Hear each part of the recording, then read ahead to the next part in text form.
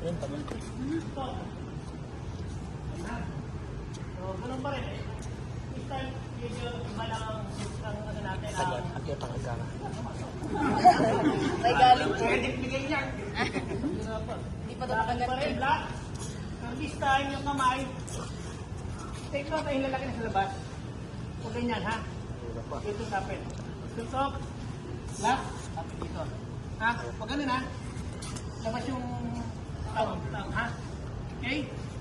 Black. Pasok sa loob. Yung parang similar na lang tayo. Wall nyo.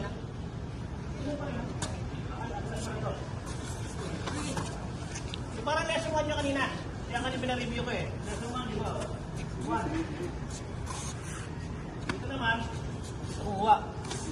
Pasok. Pasok. Hindi talaga nakalagan, di ba? Parang hindi kayo maligaw. Madali sa nyo. Almost hindi nila makilos ha. Left. Suntok. Left. Here, one step forward in a 45 degrees manner para umiiwas sa suntok. Hawak sa grab. Kung gusto nyo, konting distraction, pag pumapasok. Ang atakay nito, patas na. Hindi na yung forward, backward. Batog na yun, ha? Kasi dapat yung speed, eh. Ang atakay nito, baba. Para makakontrol na ang wala. Wa? Okay, ma'am. Wa? Sige na naman kayo. Nag-iisip pa ko kaya.